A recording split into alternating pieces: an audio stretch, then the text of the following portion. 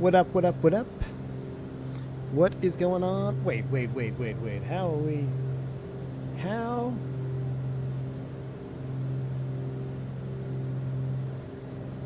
How are we? Do some, yeah, I've been airborne for a while.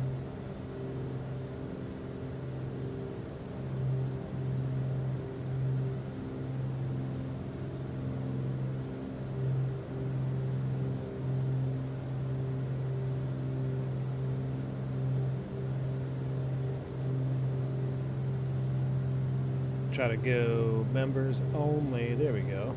Should be viewer. It should be a viewable for everybody, but we are doing a members only get together here, picking up where we left off.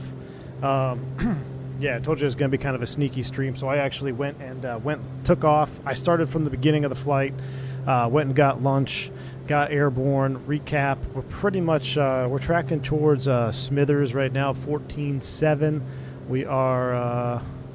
Yeah, only about 7 minutes from that air or VOR, and then we are going to start tracking back down south towards Williams Lake on 13.6, which I'm not going to be showing you any chromium stuff right now because I just want to get this flight done, but it's going to be the 111. So let me set up the 111 outbound on the heading here. 111. As soon as we pass over the VOR. So welcome back. Yeah. Quite the view, Kelly Simmer. What's going on? I still haven't fixed the alert box yet. Don't know what's going on with that. I might just have to delete the one that I have and then I don't know, rebuild it. I guess I have no idea why it is not operational. What's weird is even in Streamlabs, I can't get it to make noise in Streamlabs even when I'm not streaming. So anyway. We're back. We're leveled off here at 27,000 feet. We're cruising along 264. I've got the engine time. We're moving 5.6. You can see I've been airborne for a little over an hour and a half. So I didn't want to do the entire flight live again because I don't know. It just felt dirty to leave it where we were. I wanted to see this airport. I want to see where we're going.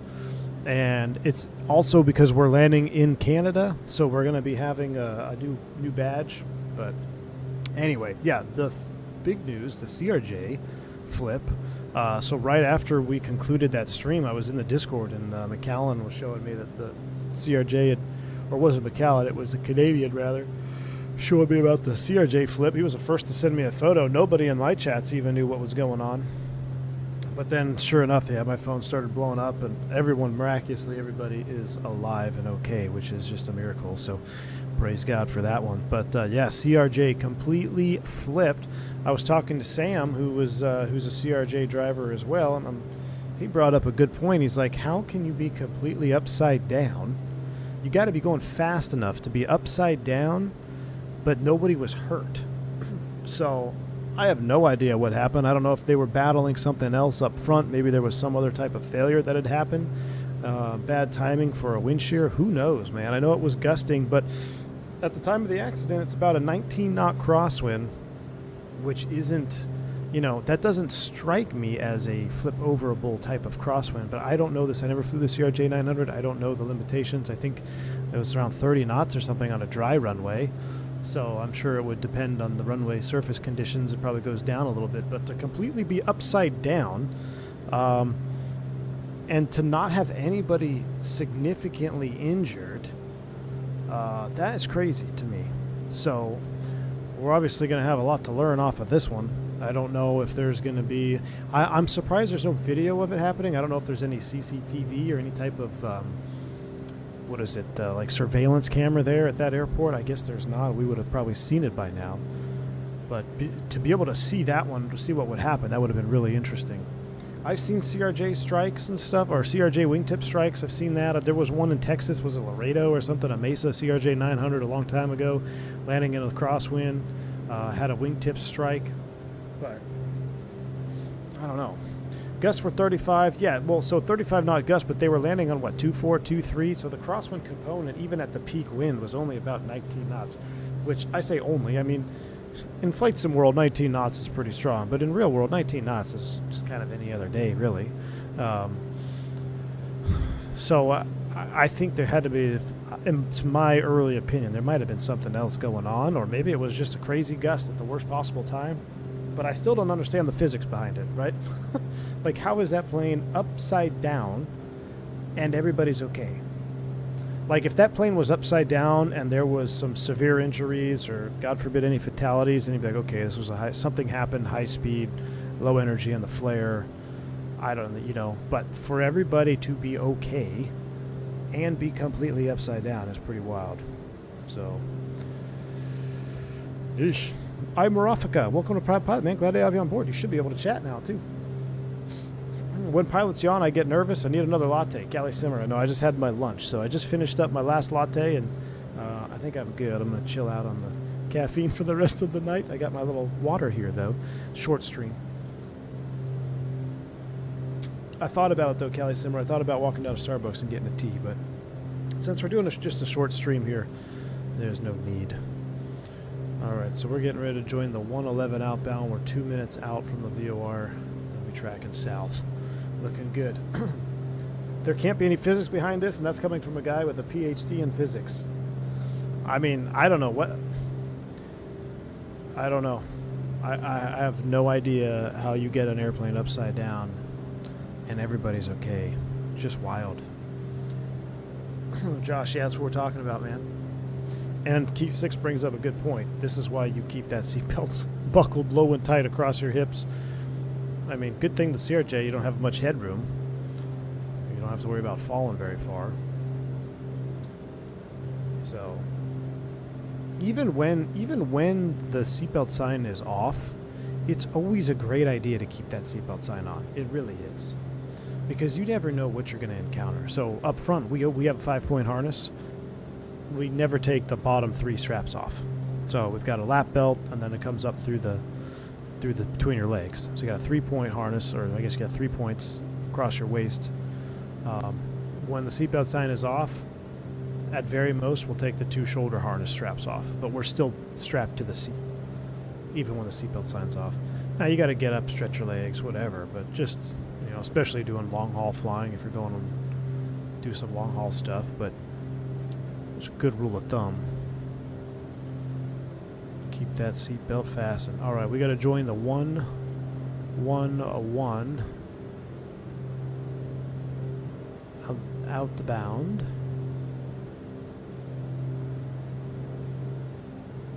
Crossing over the VOR here is our 2 from flip.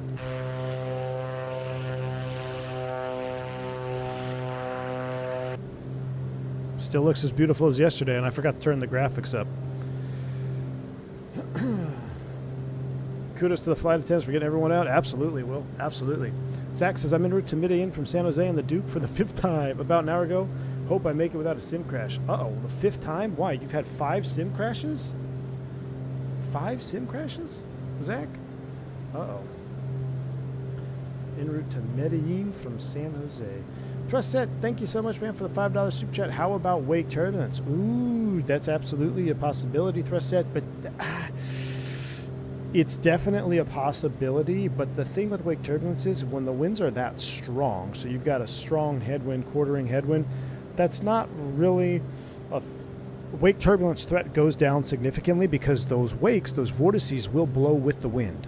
So the worst case scenario for wake turbulence is a quartering tailwind. Because what happens with the quartering tailwind is it kind of keeps those vortices up over the touchdown zone. On a runway, so like if this is our runway right here, look at our lower CDI. This is, you're landing on runway 09. Those vortices are going to go off the wingtips and they fall down and out. So they fall down and away from the runway. When there's a quartering tailwind, it pushes this vortice up and keeps it right over the touchdown zone. When you have a quartering headwind like that, yeah, the upwind vortice will blow across the touchdown zone, but the crosswind was 19 knots, the headwind was up to 30 knot gust. So that's going to disrupt those vortices pretty quick. I'm not saying you rule it out, but I don't think it's likely, in my opinion. But I don't think you can rule it out. But that is a great point. Mechanic done wrenching on my number 3. He's building that new Duke for you now. Thank you, Zippy. Thank you, Zippy. Yeah, and for those that aren't aware, our new rule will be if we have a sim crash, and as long as we have a radial engine aircraft that is doing the same flight and they make it with verifiable evidence, we no longer have to redo the flight. So the only reason I'm redoing this flight is for my own well-being, because it made me so frustrated. We got so far last night, and then it just crashed last minute. So but going forward, as long as we have a radial running fuel and mechanics, we're good to go. They probably just removed the paint and painted it upside down after landing. Jeez, I know, it's crazy, McAllen. No, I'm not running Sim Update 1 beta. This is straight up 24, King Bob. This is straight up 24. Rotor wash, same thing, Tom. It could happen. Rotor wash on a CRJ9. I know it can flip a 172 CRJ9. You got to be pretty unfortunate set of events. Same thing with the wind blowing that. Possible, unlikely in my opinion. Wow. Zach, were you having those crashes in the beta or not the beta?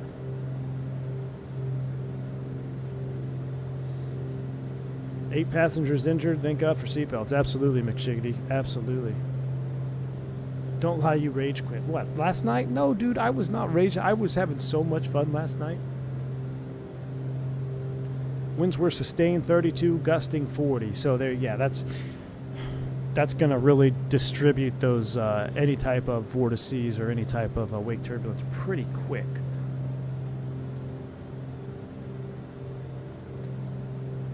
All right, so we made the turn. Out from, I believe this is out from Smithers. I'm still looking for the 13.6. I have to get my EFB set up here soon. Click it over nav. What happened last night? I wanted to watch the replay, but I saw it was cut short. Avgeek, my computer crashed. I had a driver timeout error. So it wasn't a sim crash. It was a whole PC crash. No more restricted Canadian pilot approaches. No kidding, Russ. I remember seeing someone laid asleep over a 3-hole seats. That's Britain for you. He didn't have a seatbelt on either. Oof. Toronto had a big snowstorm. Maybe trying to make an exit. Slides and hit a snowbank. Yeah, I mean, you could, Russ, but man, you got to be going pretty quick. To go completely upside down like that is pretty wild. There's a video of an RJ85 or R145 that slides off the runway in Chicago, and then it slides off the runway and it hits the wing, digs into the ground. But to go completely inverted like that, I don't know, man. NVIDIA Karma it was, Tom, 100%. Two of those sim crashes were due to crappy internet. Oh, okay, Zach. Well, hopefully the beta fixes it for you, man. What can you tell someone that is worried about flying after these recent incidents? Don't fly a CRJ. That's what I can tell you. I mean, in all seriousness, statistically speaking, if you make it to the airport, the most dangerous part of your trip is over. Think about how many accidents happen with cars and that are fatal every day. So, statistics are in your favor. Pilot trying to communicate with the ground. Is it 6 more weeks of winter, Joe Plains? I don't know. Joe, I was cut short on that last stream. So you going to be working Saturday? I come in late Friday night. And I leave Saturday at 2 o'clock-ish.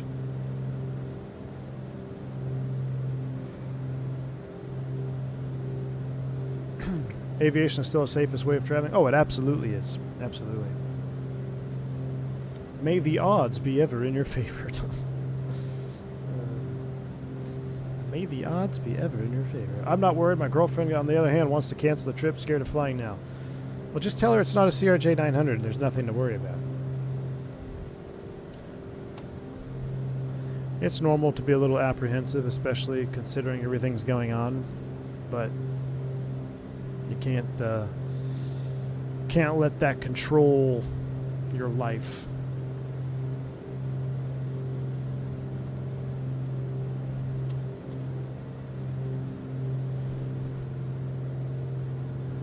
Told her to man up. Probably not the best approach there. Probably not the best approach. Mo, what's going on, man? Viewing what cloud settings you got? Mine looks so mushy. Ultra. It really, Mo, so the thing with the clouds in 2024 that I've noticed is it's dependent on the cloud that you're looking at. I'd say 90% of the clouds in 2024 look amazing. There are two instances where the clouds don't look great. A really light, scattered, puffy layer, which we don't really have, or a very thick overcast layer. A very thick overcast layer, they start to look a little bit grainy, and a very light scattered layer, they look a little bit kind of X-plane-ish or flat. But every other instance, they look beautiful, and they are on my settings are ultra clouds. Yeah, sometimes they look. Yeah, Fred, that the I think the light scattered clouds, they look a bit FSX-y for sure. Currently flying to Paris in an A330-900, enjoying the stream at 27K. Sandman, nice, dude. Well, glad to have you on board, my man.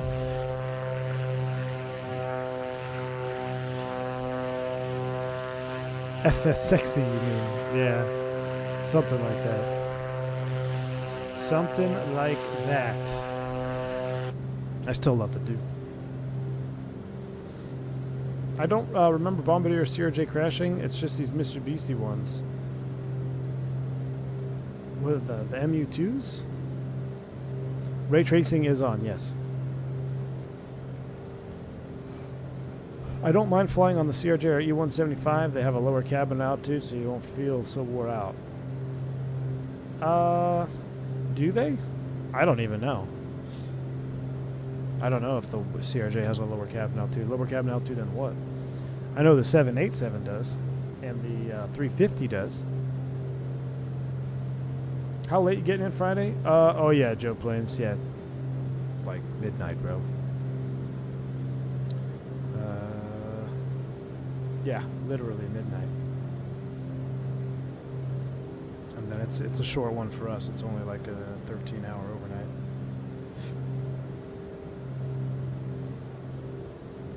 I may not even do... I'm trying to decide if I'm going to actually do this trip or not. I have until tomorrow to decide. As long as we're not getting snow on Saturday in Texas, I'll be alright. I just don't want to get stuck trying to get back into Texas in a snowstorm. It's not awesome. The last time on each, they topped at 6,500 feet. Oh, really?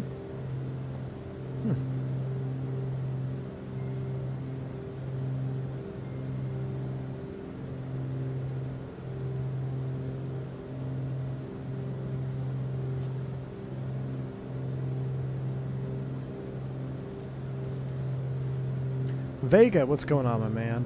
We are so back. We are back a little bit.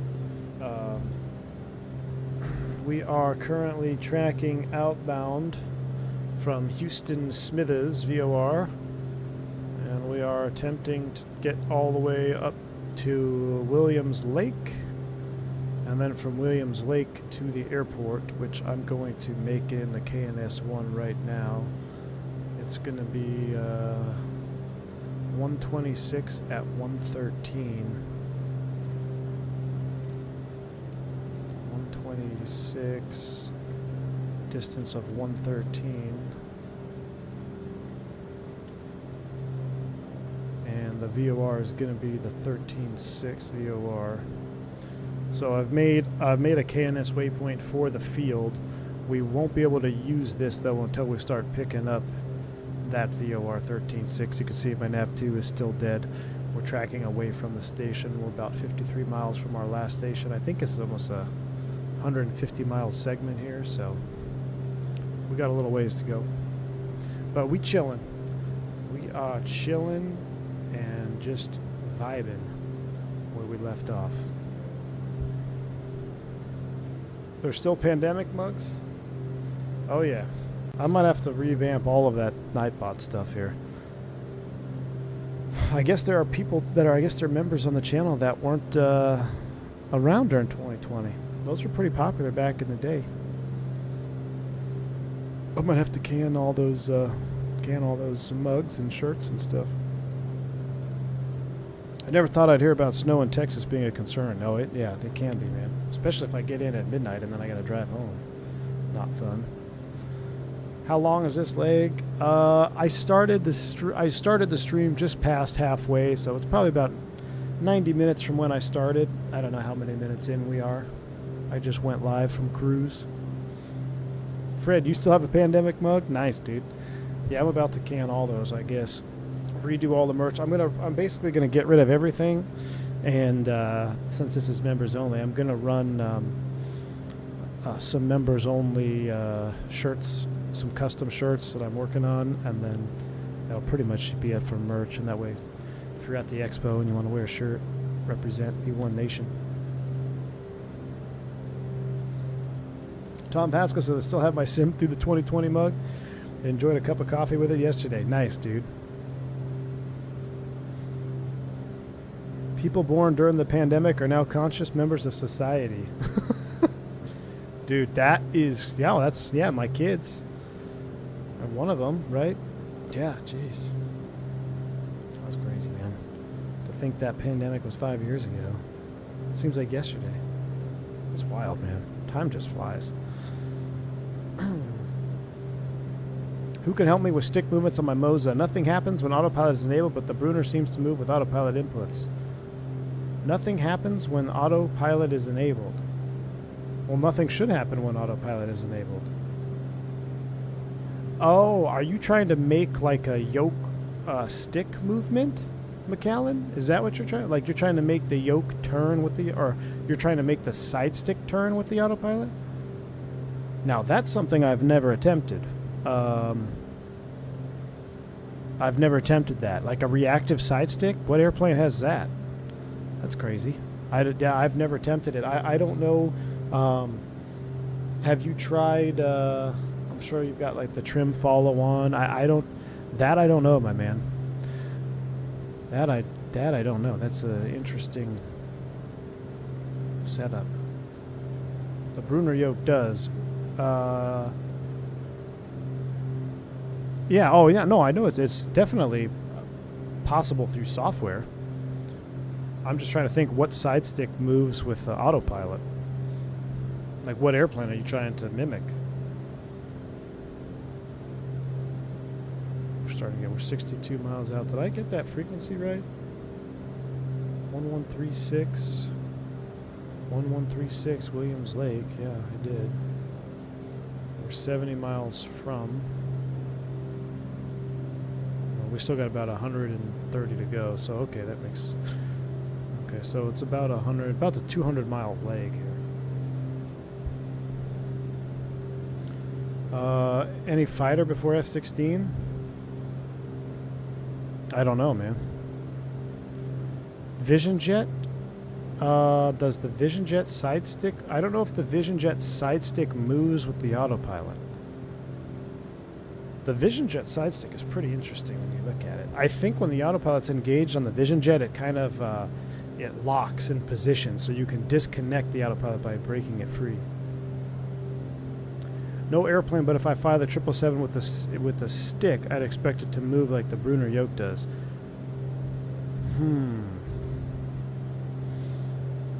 I wish I had a better answer for you, McAllen. That's one thing I've never even attempted. Let me know if you figure it out, man.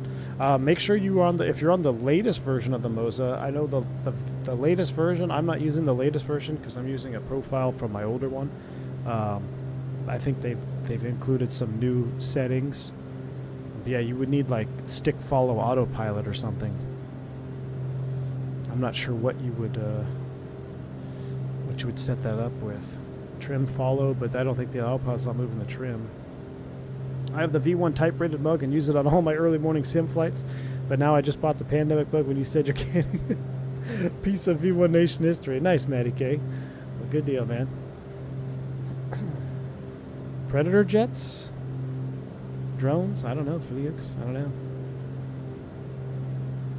I was there for the Tola's first flight factor, but I only started watching streams around 2022. Nice. Tola's first flight factor. Somebody just left a comment. Hold on, let's roast this guy. Somebody just left a comment on that video. Tola's first flight factor is like 5 years ago. I'm not going to respond. Man. Okay, so here it is. From Sam D. Man, seriously. SRSLY. Didn't even spell it out. Man, seriously. You're okay paying full price for an add-on that has mediocre sounds, and you're okay having to pay for an add-on to fix the problem? Because you do call the sounds that come with the payware default sounds. I don't know what that means.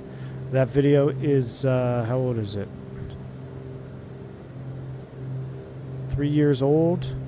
Comparing Tola's first flight factor. A lot has changed since then, my man. A lot has changed. Hell, I don't even think Flight Factor still makes Airbuses.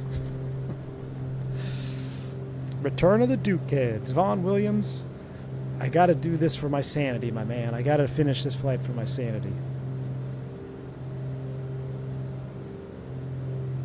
McAllen, that's very possible that they don't have it for the stick to follow. Do we have a Discord? We do, C-Dub. Link in the description. Exclamation point Discord. Should bring you over to the Discord. I don't know. Does exclamation point Discord work? I don't even think that works anymore. Comment is mid at best. That's what I'm telling you. I know, Tom. You should see some of the comments, man. I've been wanting to do a comment reaction video. I had one guy comment. He actually still watches.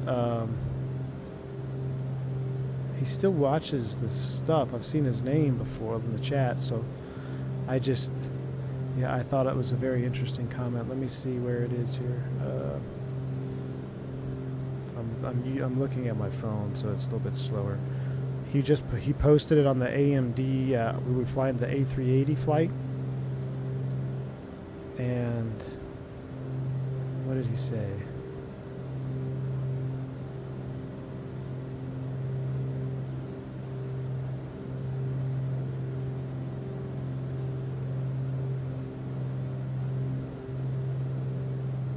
Hold on, they're loading in now. Here we go, listen to this. This is for Vasily 2022, which he used to be a member. I know that name. He used to be here a while, but this is his comment on the A380 video we did with the AMD 7900 XTX, where I flew the A380 for the first time in, I don't know, since it's come out, because I couldn't fly it on my previous graphics card with the settings that I want to run. So his comment, and this was after a successful flight, mind you. We flew the 380, beautiful flight, nice landing, watched a green dot, no issues at all, no stutters. And he goes, anything AMD is for people who unfortunately can't afford or those too cheap to buy NVIDIA or Intel. If you want the best and can afford it, then get the highest end NVIDIA and Intel hardware, or else don't run 2K or 4K and expect good results. Paraphrasing. And I just was like, well, considering the video that you're commenting on, that's a very interesting take, because the conclusion of the video was that we were able to finally fly the 380 with an AMD after trying to fly it with a NVIDIA card. I was just like, what? Some of y'all crack me up, man. Some of the comments I get is just freaking wild. Do I have, where's some other ones?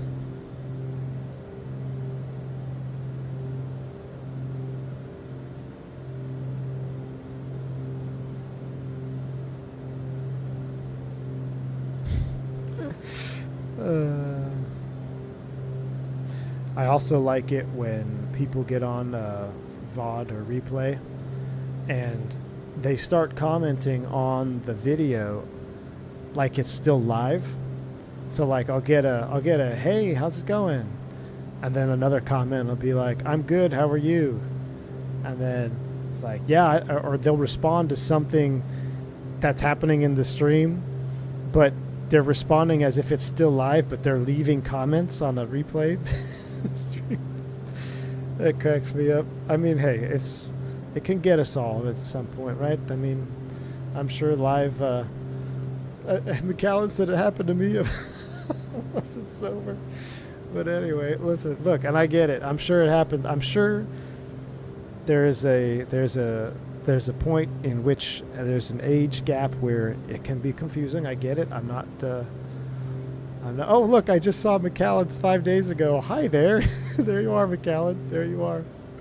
I see your comment.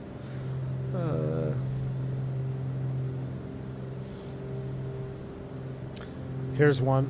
I don't know if this is a joke or not, but this was on the... I forget what we flew. It was supposed to be on the Leonardo stream, but we flew something else. And then he goes, we were flying the A300 Premium to Miami. We had the beautiful sunset flight going into Miami at night, super juice. His comment, oh man, these 24 graphics are horrible. 2020 was realistic. I don't know if he could be joking, it could be satire. I don't know, but you should see. Let's see what else I can find here.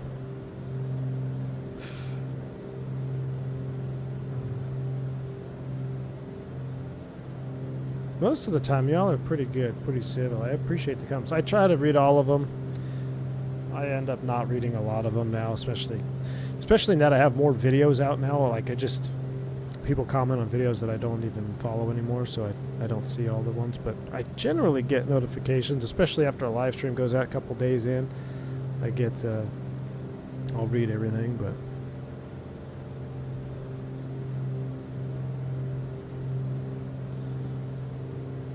Let me see if I have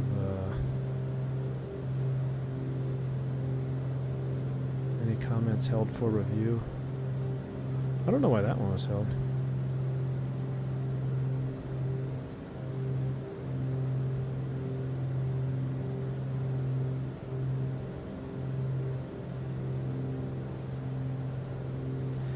I can't find anything crazy.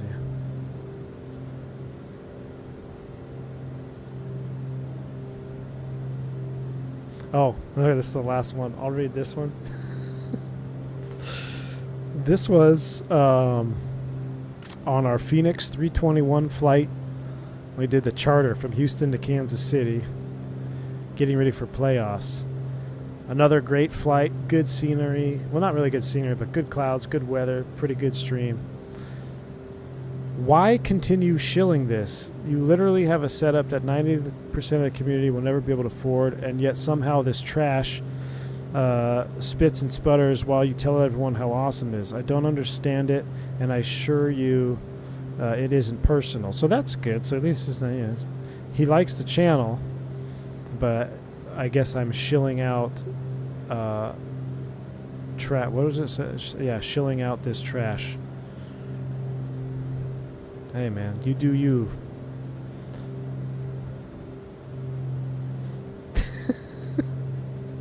Sounds personal to me.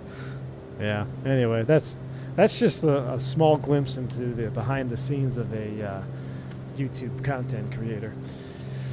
Where are we at here? Are we raid streaming the end of yesterday's flight? Wingnut's in the house. What's going on, man? Yes, we are. And guess what? I'm running lean of peak. I'm running lean of peak, dude. Cooking them. All right, let's see here. Looks like we've got, is it Smithers? I think we do. Let's go heading. Let's kick you over 13.6. Beautiful. We'll nav to it.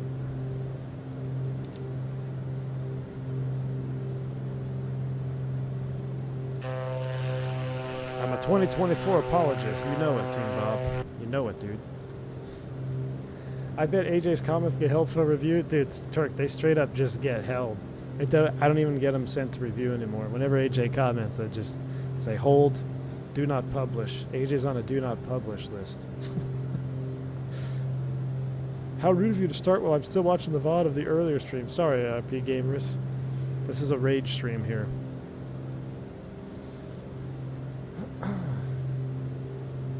You should have said keep shilling. You should have said the shilling shall need it. Water is a secret. This is a secret stream. Secret rage stream here.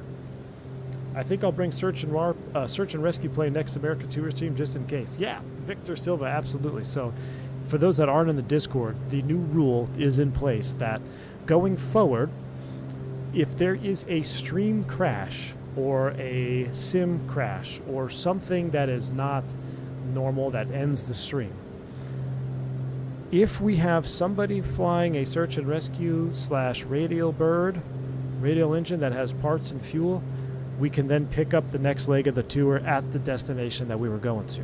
If it's one of those streams where nobody's flying along in a radial and if something bad happens, we're going to have to start it over.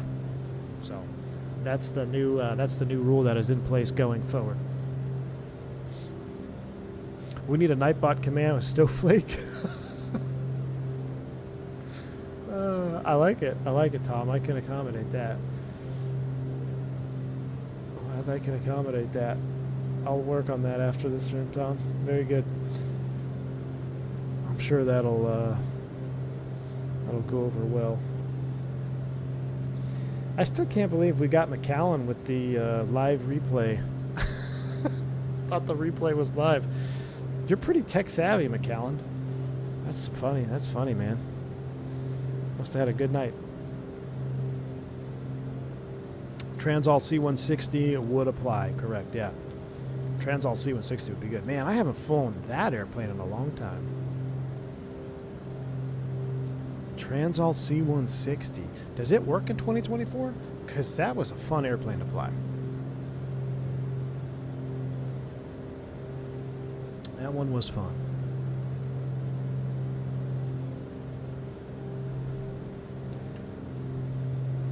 All right, we are only 16 minutes from there.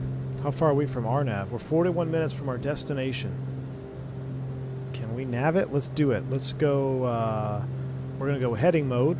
We're going to go RNAV, sync up this. And we are going to proceed direct to our KNS 80 waypoint, which is the field, which is 183 miles away. The VOR is 71 miles away, so that would make sense if it's 126 or 113 miles from, and we're 70, so that's 120. Does the math add up? Does the math check out? Let's see about this. Hold on. Does our math not check out here? So the airport is 113 miles from the VOR. And right now, we are 70 miles from said VOR, so that'd be 120 miles. Our KNS 80 says we are 180 miles. That doesn't seem right. Did I do that right? Let me verify KNS 80 waypoint. It should be 126 degrees. Oh, it's not right. 126 at 113 miles. Wait, no, I did do it right. What? Hold on. Yeah, 126 radial at 113 miles from 13.6.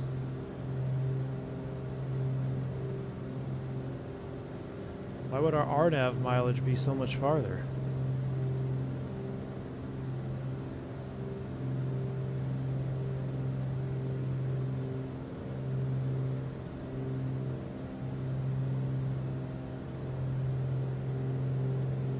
Tell you what, let's keep going straight to the VOR for now. Man, we picked up a nice little tailwind though, 293.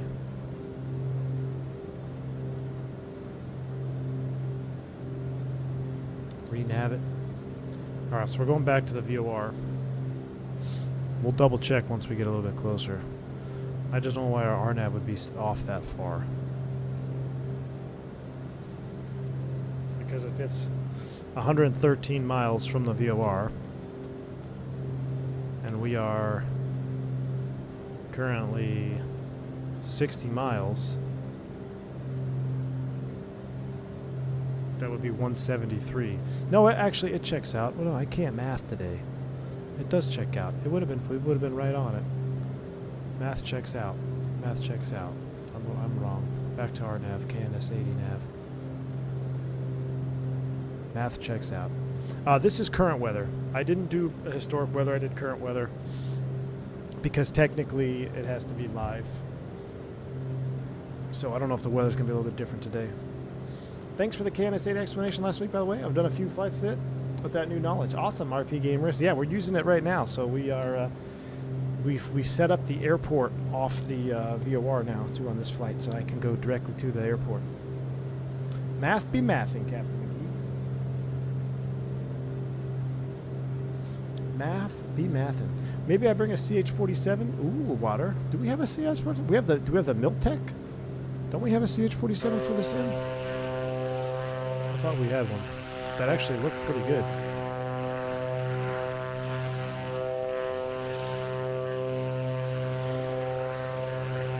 So I have my helo set up at home. It's really the main reason I don't fly too many helos here at the office, because I've got the whole collective and everything, which I really like. But I haven't flown too much helicopter stuff in Microsoft.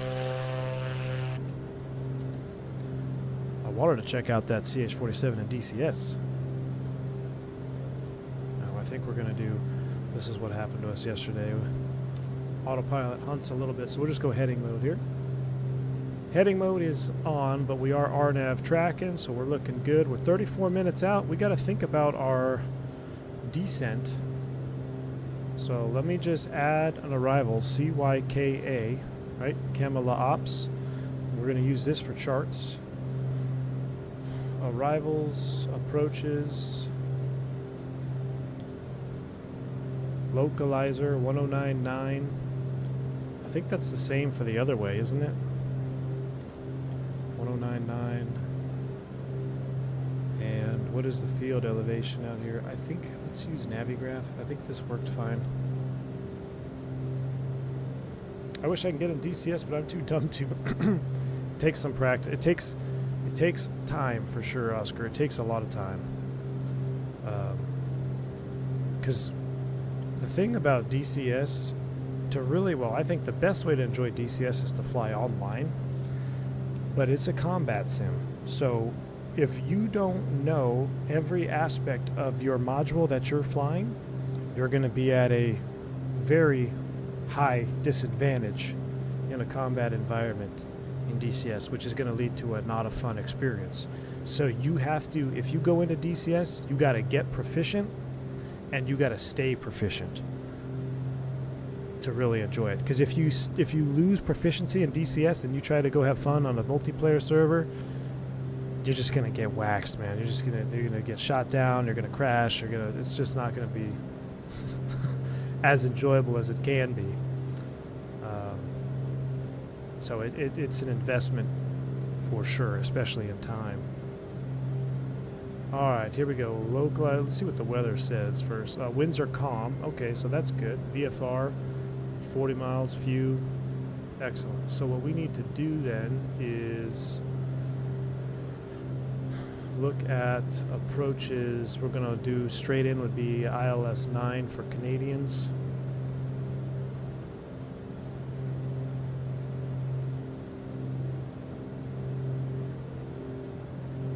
ILS 9, which will be 1093. I can't make Duvon. Let's see if I can make Duvon a KNS 80 waypoint. Thing is, I don't know what we've got. I think we can get below some of these clouds. We're going to have to start stepping down at some point here. Digital Mark, you at the dentist? What's up, man? Are you at the dentist for real, or are you at the dentist because of our last landing? Our last landing wasn't that bad. You guys were being all savages. My CRJ driver's texting me. Hold on.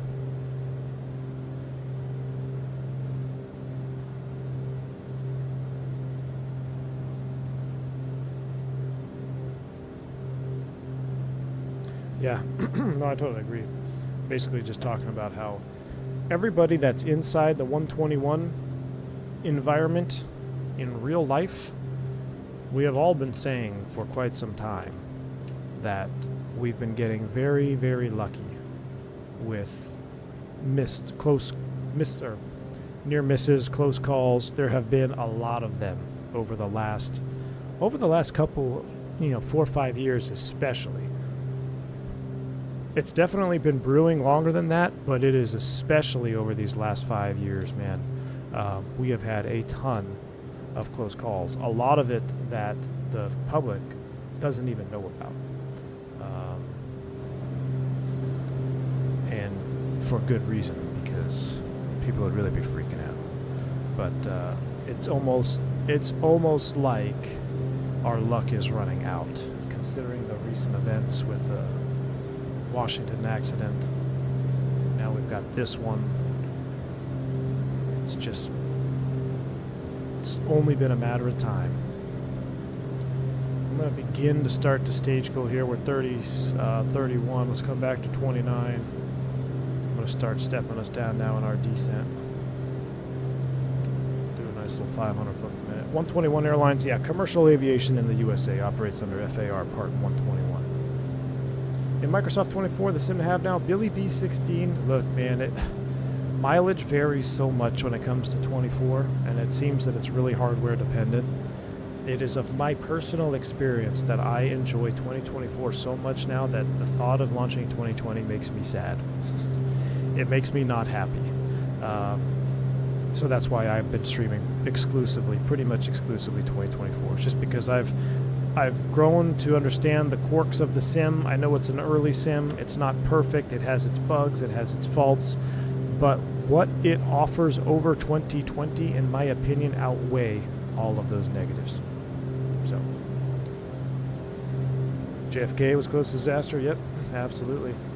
These close calls need to be stopped. I don't care who is responsible. It just needs to be fixed. Captain McGee, I mean, we all want it to be fixed. But the reality is, keep pushing aviation this hard, this far. You're working controllers into the ground. Pilots get worked into the ground. Bad things can happen.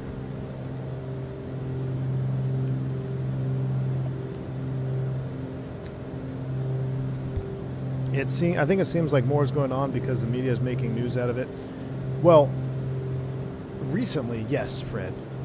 But for those of us that fly 121, it's been the same thing for the last 4 or 5 years, man. Like, it's just now getting out to the media, so people are just now saying, oh my gosh, there's all this stuff happening every day. But if you're in aviation, this is no surprise. What's being blasted on the media, you're like, yeah, this has been going on for the last couple of years.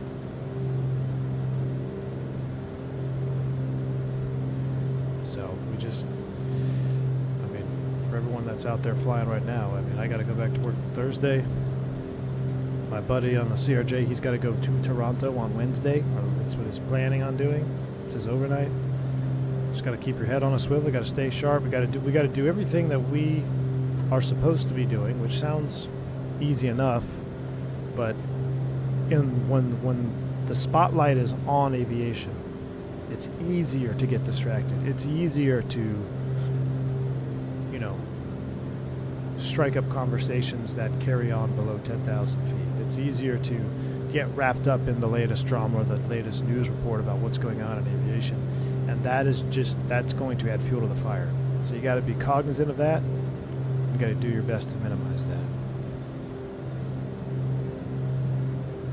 See, when it actually works, water. I'm supposed to, water. I'm supposed to. I'm not saying I'm going. I have until tomorrow at noon to determine if I'm going to drop it or not. Would it be the shrinking from COVID and not recouping those layoffs soon enough? It's everything, Oscar. It's everything, man. It's everything. It's from the COVID, the spike to not having to having too many people, to not having enough people, to getting more people flying faster than anticipated, to, I know people don't want to hear this, but the limiting factors for hiring for controllers, that is real. Like, I don't care what side of the political aisle you align on, There have been thousands of controllers turned away because they didn't meet certain criteria that was fitting to the current thing at that time. That is part of the problem. I'm not saying that's the only problem, but that is a fact. It's everything, man. It's everything. So we need to get back to being logical with aviation. Like, it shouldn't matter who you are, what you do, who you sleep with, what color you are. We should have the most qualified people doing the jobs that require their qualifications, period. Whether that's controllers, pilots, mechanics, doesn't matter. How's it hanging? It just got deep, Steven. Welcome.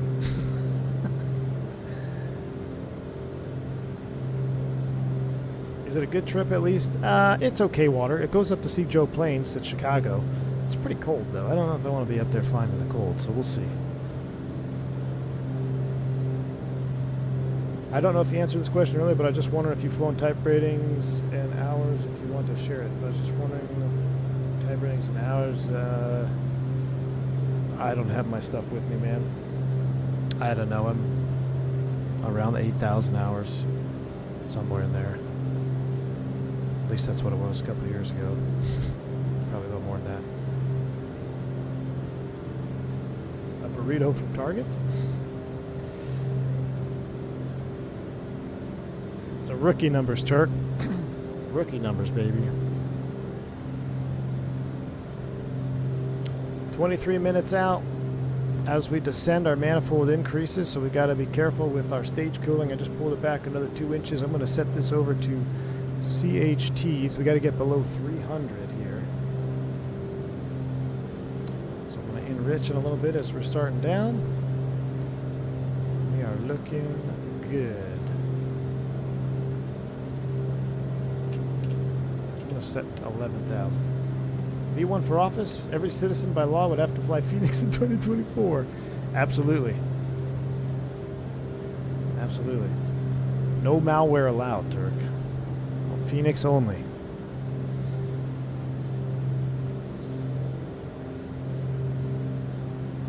President V1 would be in the pocket of big ISP and big stream. Listen, I need to get little ISP join me on a podcast. I've got a good idea for little ISP and myself. Every man, woman, and child will have their own Airbus. That's right. Drew Smith, good evening, man. Welcome. We just started our descent. I think we were right out of about 17,000 feet when our computer crashed yesterday, so we're getting close to where we were. Actually, we might even be closer. I think he descended us down earlier because we're only 22 minutes away from the airport. So we're looking good. Keep bringing that manifold back. Trying to get those CHTs to cool off. Dukes for everyone. Air Force One would be a Duke. Yep, Air Force One would be a Duke. I'll save the citizens money. I don't need a 7.4. I'll get a Duke. And then Air Force 2, it'll be a Duke turbine though. Then Air Force 2 would be an A321. Or an A319. It'd be an A319 Neo. With sharklets.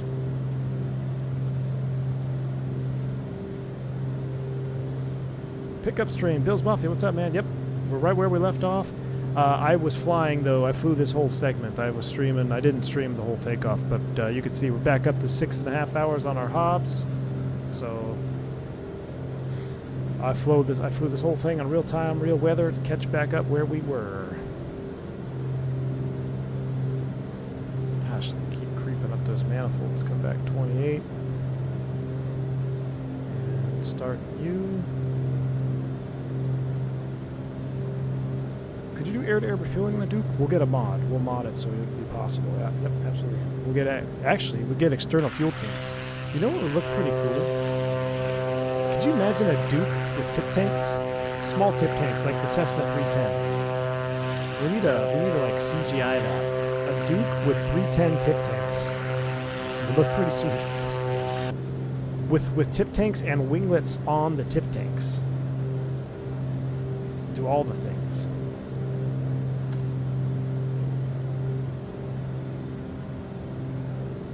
It would cost the taxpayer so much money because my Air Force One would be an F-22. I'm not going to get much done from an F-22, man.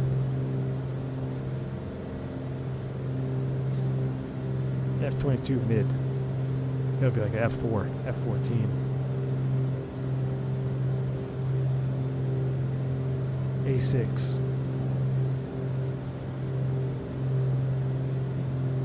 FAA renamed to Iveo Premium.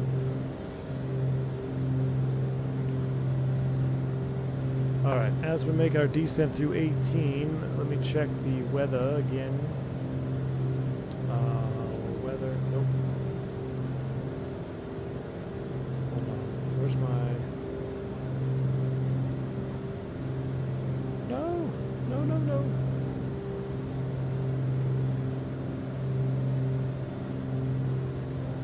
There we go.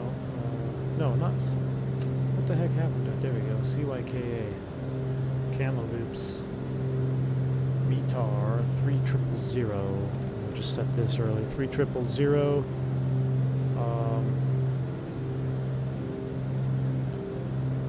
The 9 Loke, let's pull you back up, is touchdown 1132. We got to get the pressurization down. 1132. I could ban VATSIM. That would be my first step. I would sign an executive order taking sole command of VATSIM. And I'd fire everybody. Fire everybody except the controllers that were in Canada yesterday. Those guys were awesome. And then I'd start from the bottom. And the first thing I would do is I would change it from top-down controlling to bottom-up controlling. Because top-down doesn't make sense. And if you're a ground controller, you're able to clear somebody for takeoff.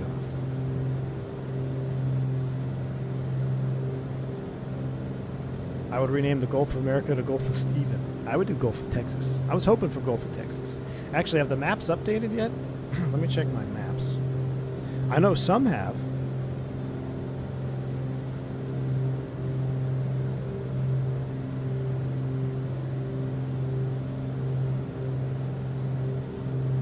Yep, my map shows Gulf of America. Wow, that's crazy. So I don't know how true it is. But I've actually heard that there's more to it than just renaming it, because I think there was legislation banning drilling, or there was legislation passed to restrict drilling in the Gulf of Mexico. So instead of reversing the legislation taking months to do it, if you rename it to Gulf of America, it then renders those null and void. I don't know how true that is. It could be completely fake news, but that's what I saw. I still think it should be Gulf of Texas. Because technically Texas is the only one with the Gulf. We have the little bay, we've got the curved area. Gulf of Bucky's would be pretty good. Did you know Iveo Premium O'Hare Tracon actually has a number to call for deviations? Is it really, T-Mac? Well, first off, how'd you find that out? Second, that's pretty cool. Gulf of Water. Hey, Water, you're onto something there, dude. Water named press secretary. Each press briefing begins with a meme. Dude, not just begins. The entire press briefing would be memes only.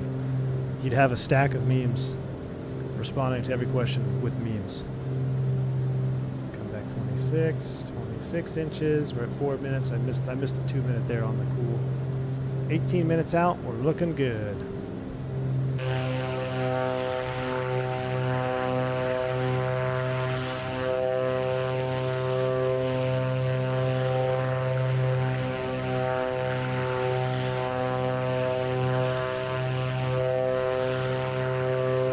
How many waters will water have on the podium? You guys are ridiculous. Oh, Water, don't be drinking Coke, man. That stuff's so bad for you, dude. Drink Dr. Pepper instead.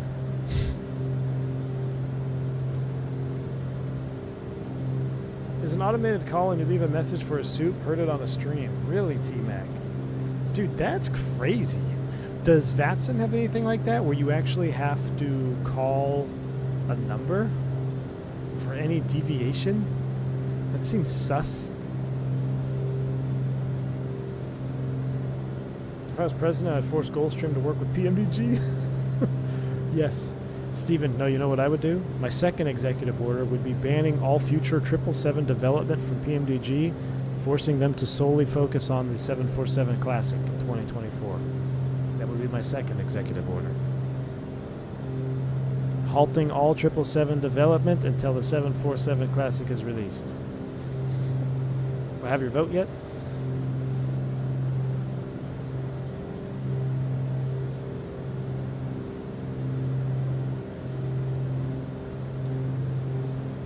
Actually, you know what? Randazzle, he ran for office in Nevada. Maybe he can be one of the cabinet members.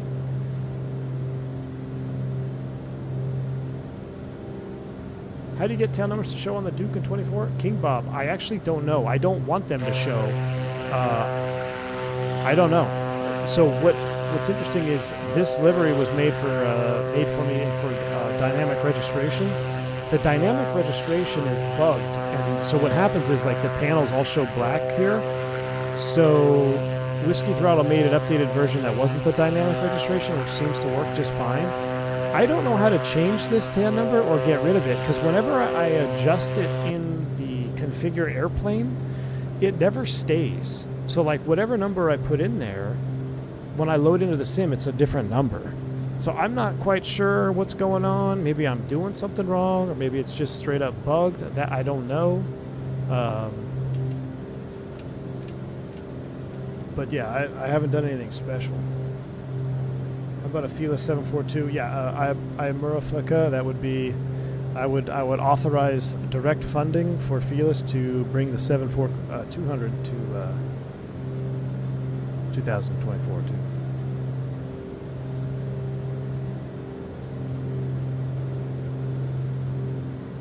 Oh, the 7.4 shuttle carrier? Yeah. Man, that's something have we ever seen that in Flight Sim? The shuttle carrier. I used to have a model as a kid of a 747 with the NASA shuttle on it. And they would actually detach. I'm sure I still have it somewhere.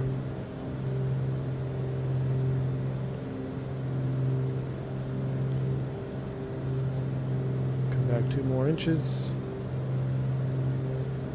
Get ready to go through some clouds here. Might have to get some heats on. Don't need the prop heats. Leave those off.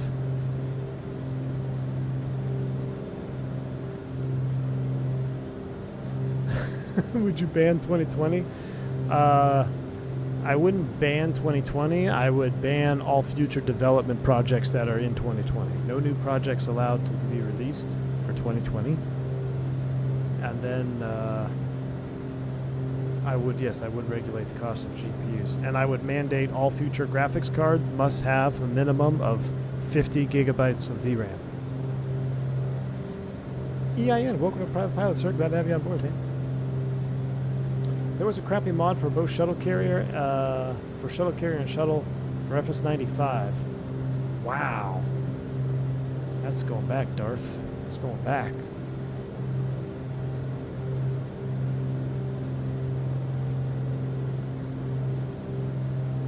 We're not going to fly into the mountain out here anywhere, are we? I need to look at the sky vector charts. What are the minimum off-route altitudes? 7, 6, 7, 5, 5, 5. Okay, so we'll be fine at 8.5, but we might be in the thick of it, which would not be very good. We got to get below this layer here. You made it into Medellin? Nice, dude. Let me just make sure I am on real weather. Yeah, live weather, live time.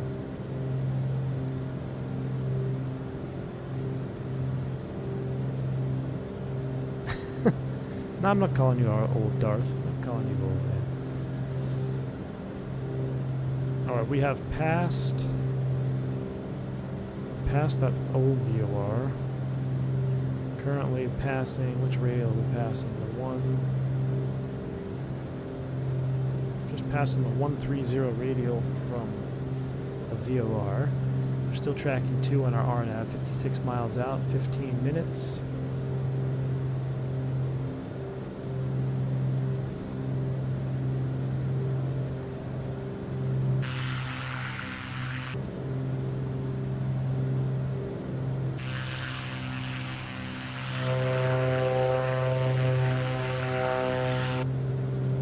Yeah, it looks awesome.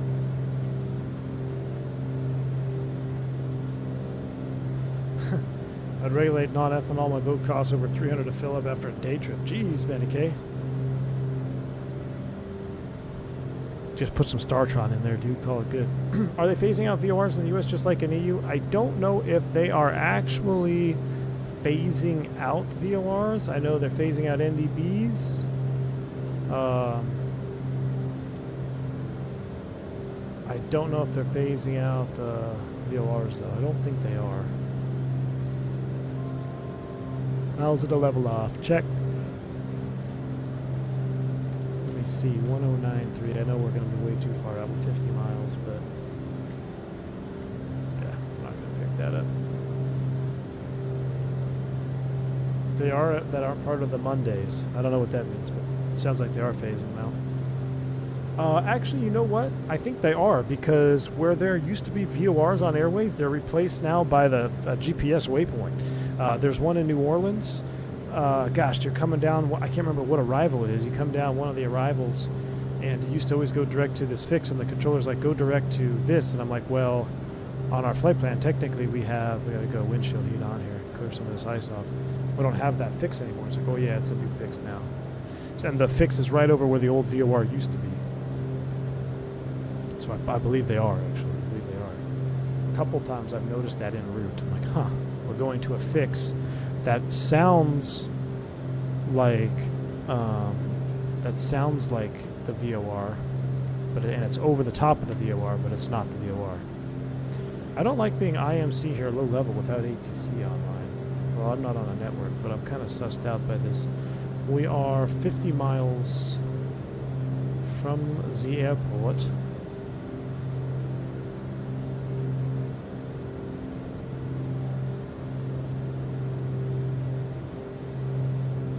I might have to make a new fix to get us to a canyon.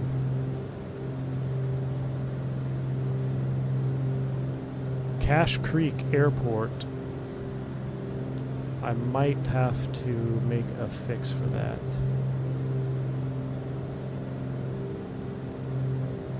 Can't. Oh, I can see kind of a sucker hole down there. Oh, it's breaking up a little bit. This is going to be Scud Run City. Scud Run City. I'm not going to dive down just yet. I'm going to make another KNS 80 waypoint to another airport. So it would be the 142 at 93. So let's go to number 2. It's going to be the 142 radial at 93 miles. This airport is inside of the valley. I'm starting to get some chop here. Frequency 13.6. I'm going to have that up as a backup. I'll have that as a backup in case we can't find our way out of these clouds. I kind of see... Let's keep going down. Let's go 5.5. Down we go.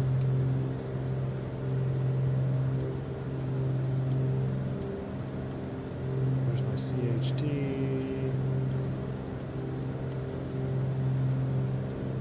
355. Man, getting it below 300 would be pretty hard to do. We were right around here when it froze. I think so. I think you're right. I'm going to select heading nav. Problem is, now that we are descending, I think we can cut through here. Let's go ahead and nose it over. Get down below these clouds. We might lose service to that VOR, which would be a problem for our KNS 80. Jay, welcome to Private Pilot, sir. Glad to have you on board.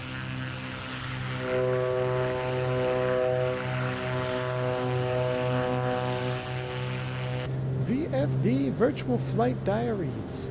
Dropping 10 gifted memberships to all the Ghost Watchers out there. Wow, look at that. Virtual Flight Diaries. Appreciate the support, my man. Very kind of you. And if you are just now greeted with a Team Green, we appreciate you. And make sure you say thank you to VFD.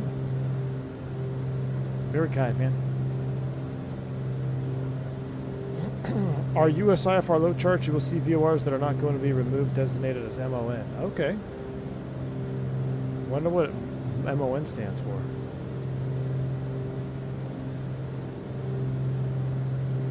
Let's get below these clouds here.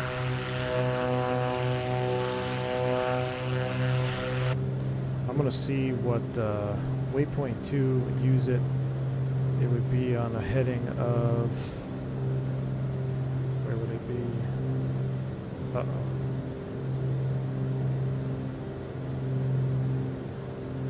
Oh, we just lost it. We lost signal. We went too low. Uh-oh. We went too low. We are straight up. I was on the right heading. I'm going to maintain this heading. And it was 12 minutes to go, so that would be at 28.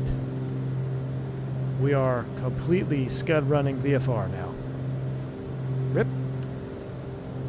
Minimum operational network. Ah, I see. Okay, that makes sense. Thank you, Beef. Let's do a Magic Barrel Ref update. 3004. We are 100% Scud running. And this is getting sus. Turn up the sounds. We're going to level at 5.5.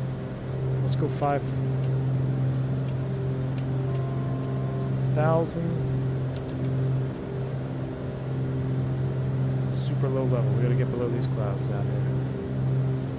College dude, thank you for this 4 months support, man. Snooze stop time. No.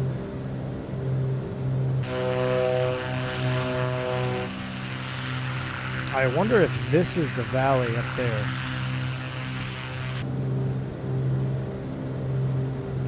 We are 100% Scud running with no navigational beacons. I'm going to put 109.3 active because that is going to be the localizer allegedly. At 20, so it was at 16:12 would be 28 minutes, so we are approximately 10 minutes on this heading from the field. What would you have done if they didn't bring Magic Barrel Ref over? Alt F4, Josh. I would have Alt F4'd. What we're going to do here is... I should go up to 25. Give it a little bit of gas there. Let's go 25 inches, and we're going to stay in heading mode. I'm going to cheat a few degrees to the right because I see a break over here and get one of these valleys. Right now we're literally flying off of a map and heading and timings. So we go back to RNAV, VLOC, both of those. Those trees are getting big in the windshield. I know it, Steven. I even have my LOD turned way down on this because I forgot to turn it back up for the Duke stream. Duke, I run at almost max. Still looks good, though. Man, this looks awesome. I just hope we find the right airport.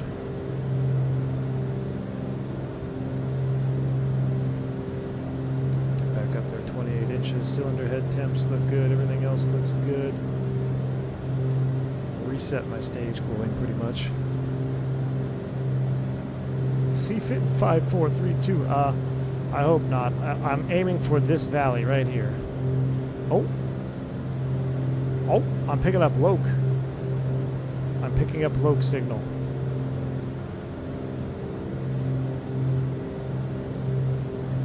I think I'm picking up something at 109.3.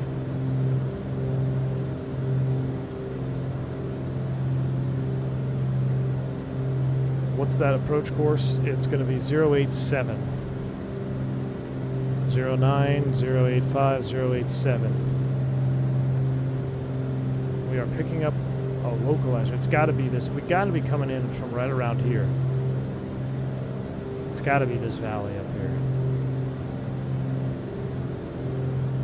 TAA 9,800, 6,700 feet. Yeah, we're below all of that. That's not good. We are Scud running our way in.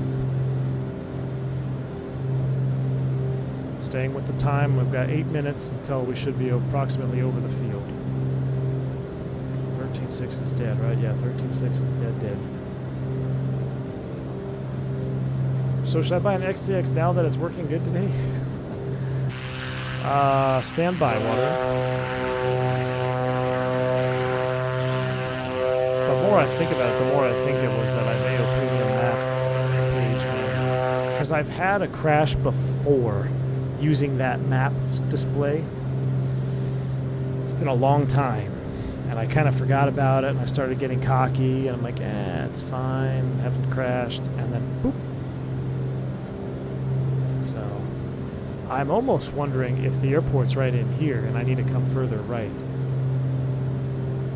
Worst case scenario is we'll fly right over the top. It was getting hot here, because it's way hot here. Let's go ahead and kill those.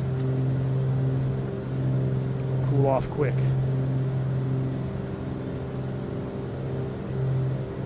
Any mooses? Any moose down there?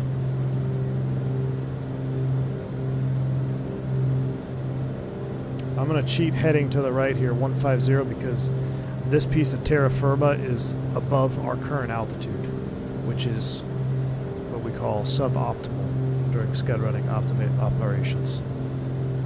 You want to keep terra firma below you. Meese, yeah, the meese. A lot of meese down there. I haven't seen any meese yet. The last meese we saw was in Sedona, man.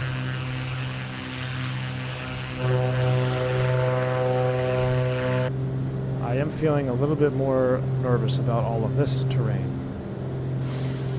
I gotta go up this valley. It's either this valley or that valley. Oh man, I don't know. How far out are we? 6 minutes? It's the left valley or the right valley? We gotta pick one. We gotta pick one quick. I'm gonna go to the right valley. I'm gonna go to the right. I'm gonna go to the right. It looks better. I'm gonna go right then left. I'm gonna go right then left. I made a last minute decision there. Over the top. See, I think the airport's going to be over there. So we're going to go around this, and I think it's going to be over there.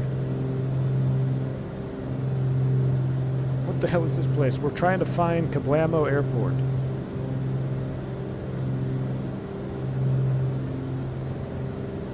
You know what they say, right is right, left is sometimes right. What I want to know is, do you have to have a certain terrain setting or LOD setting to see animals? Or like if I was flying a helicopter low and slow at 30 knots, would I be able to see animals more? Because I want to go looking for like a snow leopard. There's snow leopards in Canada? Let's take it down to 3,500 in this valley up here.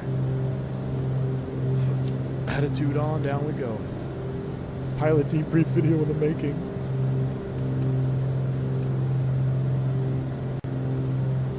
Helicopter noise might scare the animals, you're right. Are they subject to that? Oh, this has got to be the valley. I think this is it. This looks beautiful, though. Isn't there a slider like airport density? Oh, there might be, Mickey.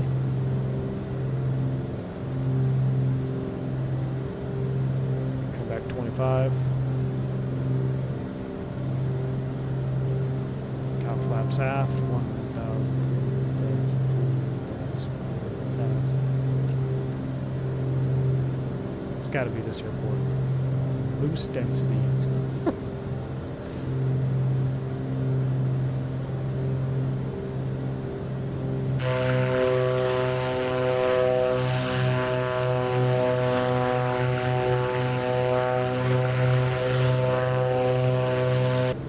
There's a lake. Is there a lake somewhere around this airport?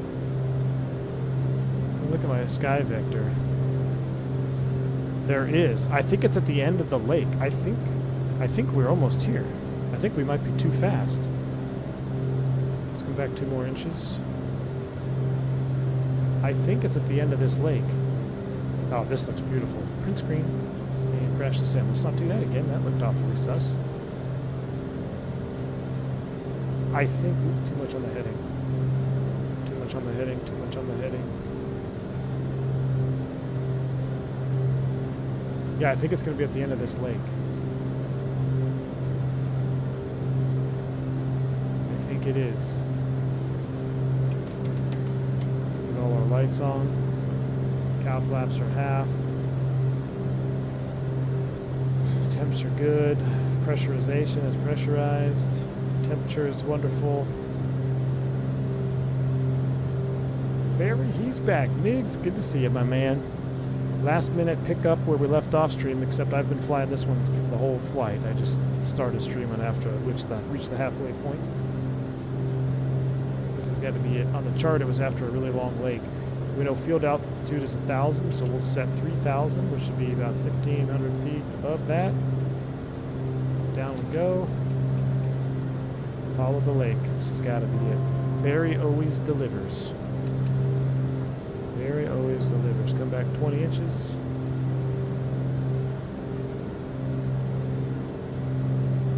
What is 300 Fahrenheit in Celsius? 150 something?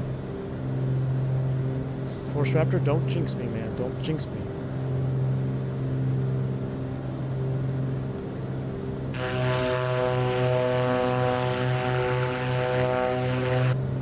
Old school pilotage on this one here. 148. Okay, so we got to be pretty much at those 150 marks. Or 18 inches, which will be at 18 inches on the next power pool. Right now we're at 20. Right now we're going to pull to 18. So we will consider ourselves stage cooled in 2 minutes. Yep, that's it. I see a runway. I see a runway. Autopilot's coming off. I have control.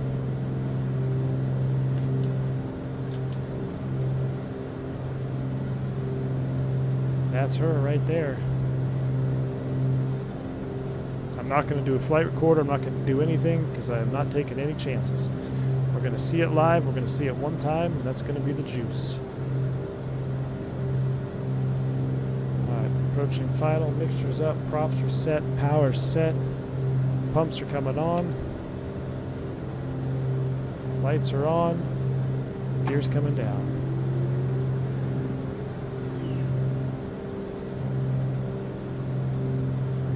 Flaps approach. Oh, yes. Yes, yes. 120 knots. We're stabilized. We're looking good. Gump check is checked. We've made it, chat. Inbound to Kamloops Airport. Nah, no excuses. I don't think I've had a hard landing in the Duke yet. Knock on wood. Thanks for jinxing me, Tyson.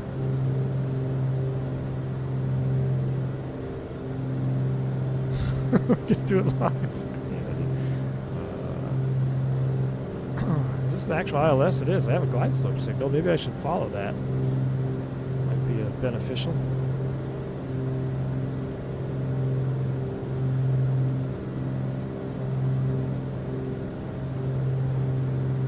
Yeah, this was a cool airport to fly into, man. This was a good call. I will post the next 4 legs some point during the week. We will not be going Tour de Americas on Saturday. I will not be here. So it'll have to be a Sunday or bus type of stream. Which I don't know if I'll be able to. So we might be a couple weeks before we can do Tour de Americas again. Unless I drop that trip. We shall see.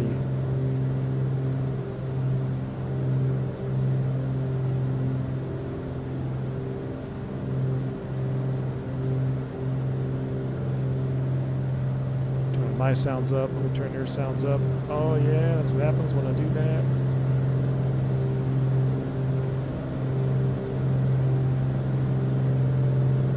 Full flaps in. A little bit of a balloon. Full flaps are set. Reducing.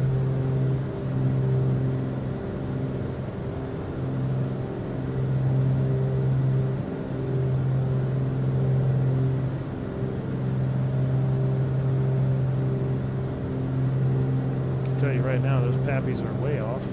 considering they're halfway down the runway.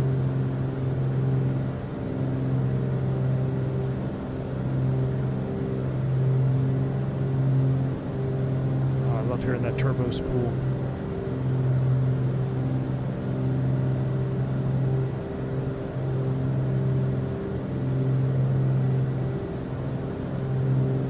Calm wind, beautiful.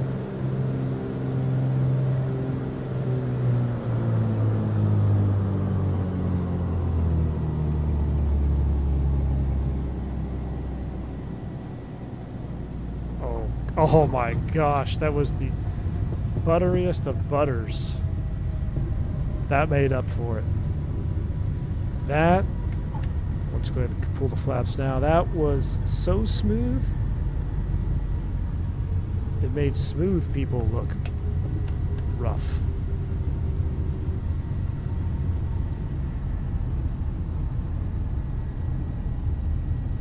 Dump the cabin. Open my window so I can hear sounds. Ladies and gentlemen, welcome to Kablamo Airfield. An 8-wire. Come on, Steve. Get out of here. Clearing the strip. Pumps are off. Lights are coming off. We're going to have to check that binding because something is really sus on that. Get our heats off. Window heats are coming off. Electric trim reset in the green. That's off. Pressurization back to normal. Heaters off. Pressurization valves are closed. Look at our fuel right there. Perfect on our reserve fuel.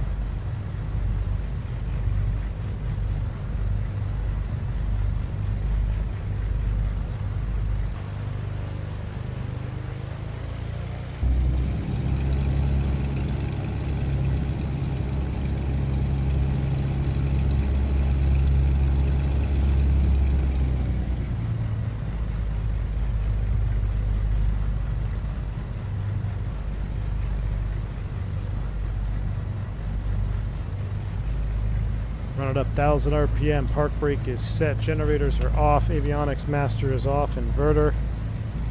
Kill it. Idle. Mags. Nav. Beaconed. Close those up.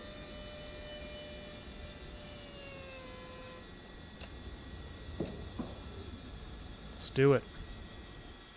Battery switch. Ladies and gentlemen, don't forget the Canadian flag on the plane. I won't. Victor Silva already have it set up courtesy of Whiskey Throttle. Got our engine time. 6.8 and 6.7 are set. Outstanding.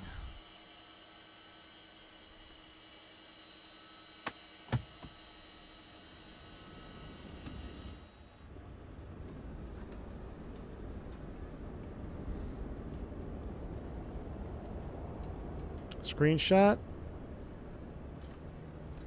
And that's all she wrote. All right. Ooh, look at that out there. That looks amazing. I'm 30 minutes out. Nice, Mickey G. Well, we're all caught up, dude. I had to do that for my soul to get us back here, back in where we're supposed to be. And the mission has been accomplished. So, that's it. Let's get to wrap it up. I'm going to get the Canadian flag posted on our Duke.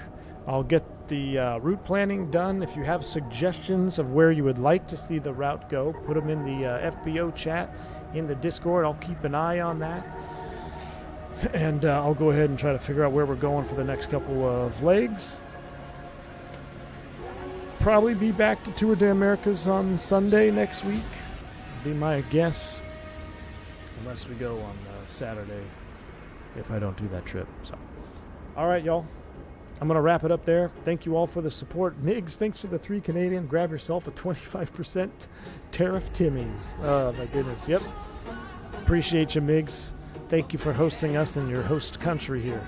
So, you guys are awesome. I vote for Van Isle. I don't know where that is. Let me know where it is in Discord so I can look it up on the chart. You guys are awesome. Hit the like button for me on the way out. I'll catch you on the next stream. We might be live back tomorrow in a Phoenix, doing some tube-liner ops.